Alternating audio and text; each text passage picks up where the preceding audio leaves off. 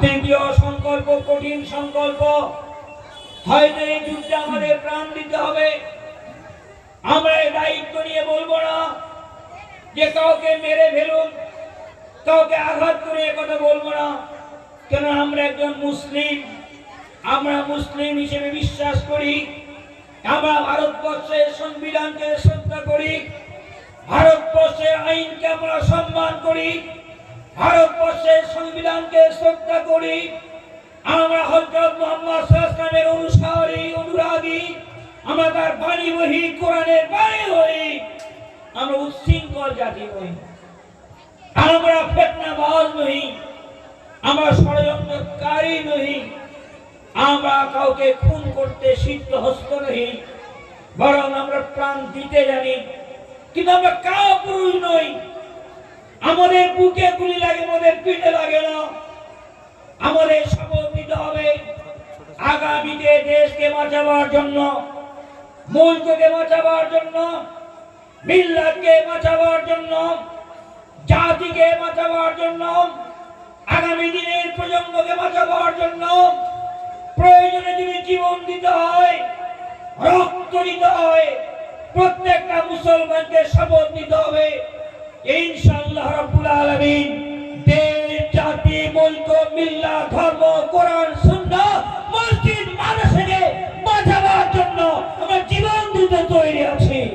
নারে তাকবীর, আল্লাহু আকবার, নারে তাকবীর, আল্লাহু আকবার। প্রাণ তো আমাদের দিতে হবে, আজ না হয় কাল দিতে হবে।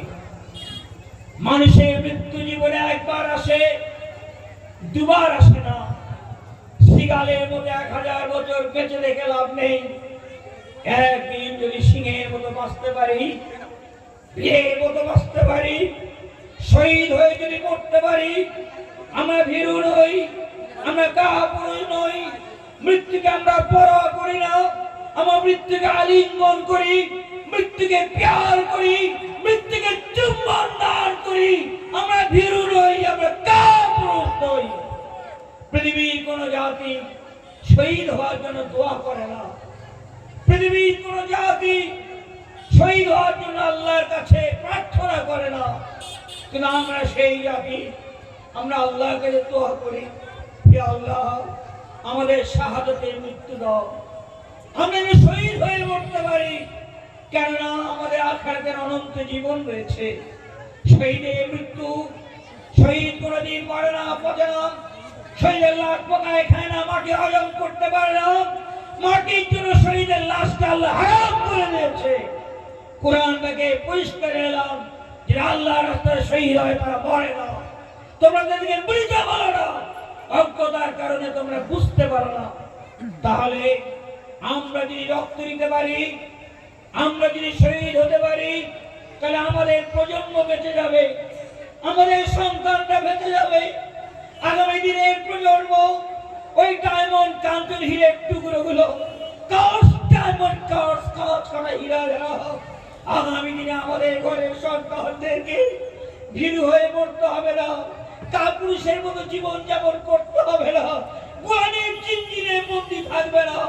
আমাদের রক্তের বিনিময়ে, আমাদের ঘামের বিনিময়ে, আমাদের প্রাণের বিনিময়ে আগামী আমাদের প্রজন্মগুলো বেঁচে যাবে। আবার ভারতবর্ষের মাটিতে ইসলামের পতাকা পক পক পক পক করে উঠবে।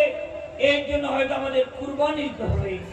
আমাদের যারা আকাবির রয়েছে, আমাদের যারা আমাদের আমির আছে, শরীয়তের যারা আমির আছে, যেমন ডাক দিবে, আগেই ভাগেই আমাদের সজাগ হতে হবে। কেননা কোরআন ছাড়া বেঁচে লাভ নেই, নবী ছাড়া বেঁচে লাভ নেই, মসজিদ ছেড়ে বেঁচে লাভ নেই, মাদ্রাসা হারা হয়ে, সর্বহারা হয়ে বেঁচে লাভ নেই। মরে যাবো বুকে নিয়ে, মাদ্রাসা নিয়ে মরবো, কোরআন নিয়ে মরবো, নবী প্রেম নিয়ে মরবো, সাহাবীদের ভালোবাসা নিয়ে মরবো।